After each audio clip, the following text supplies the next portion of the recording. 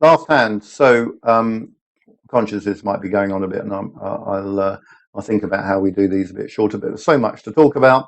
I have 7-6. I'm first to go. I clearly throw it away. The Jack 10. I think if you're playing this, you've got to play it for a raise. You certainly want to narrow the field down, and if you just win the blinds, you're very happy. But calling, to my mind, I don't really like on the button. When you're on the button, you've got such a lot of power. Just use it. You're last to act in every street after the when the flop comes down. So raise. King 9 here in the small blind. He's being given a very good price to come in and try and hit something. So yeah, I sort of understand why they call here. And villain 4 just checks, getting a free flop. So really, the Jack 10 has given two hands a very cheap flop. And here's the flop, something for everybody, as they say. So villain 1 has got top pair, but probably doesn't like his kicker. And a backdoor flush draw with the King 9-10. There's even, I guess, some remote straight possibilities, but very remote. The Jack 10 has got second pair and a backdoor flush draw. What should the King 9 do here? Given there was no raising pre-flop, I think the King 9 should probably just bet this and probably bet, I don't know, 4 cents or something like that. And probably figures he has the best hand, but he'll find out if he hasn't. So he bets 6. Okay, that might be a little bit on the high side, but there's not a lot in it, 2 cents. So villain 4 now calls. We don't know what villain 4 had.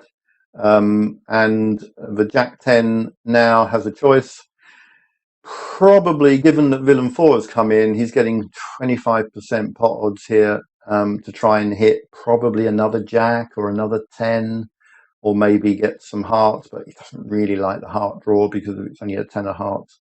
So he calls. If I was in a tight frame of mind, I might well throw my hand away because there's 2 other players in, and I think one of them has got a king.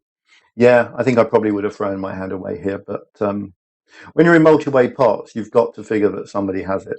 If there's a higher pair possible than you, and they're in there, then they probably have it.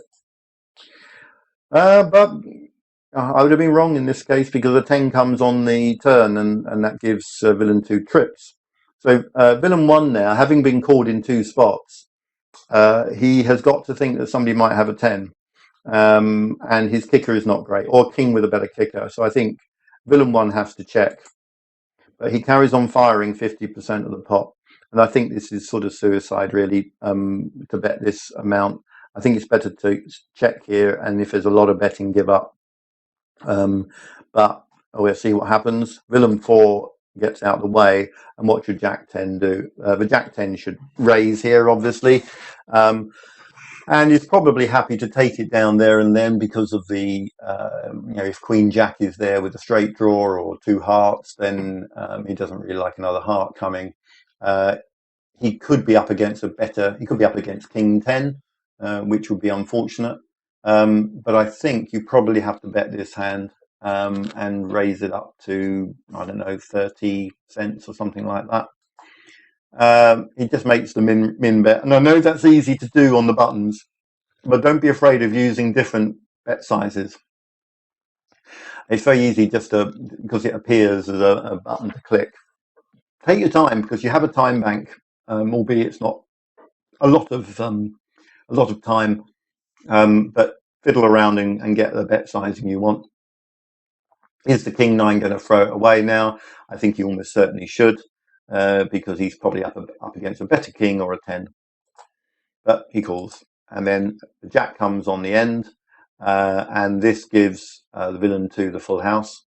And so pretty much invincible. And the King 9 is a long way behind. The King 9 checks. And then what should villain 2 do to bet to get the most out here? Well, he's only got 94 cents here. And it really is player dependent. If you think somebody's likely just to put a whole lot in, if you put 94 in, by all means put it in. The board is very scary for a King 9, let's face it. So I'm probably thinking somewhere between 24 and 36 cents here might induce the call. but I'm probably expecting not to get called whatever I put in. Okay, Villain 2 blasts the whole lot in, which really is the same as 94 cents. So I think if you know your players and think that they can't let anything go, then that's a fair enough bet. And Villain 1 can't, they call, and Villain 2 wins a nice pot. Anyway, that's it. Probably went on longer than I thought it was going to, and I might just see about editing and chopping this down.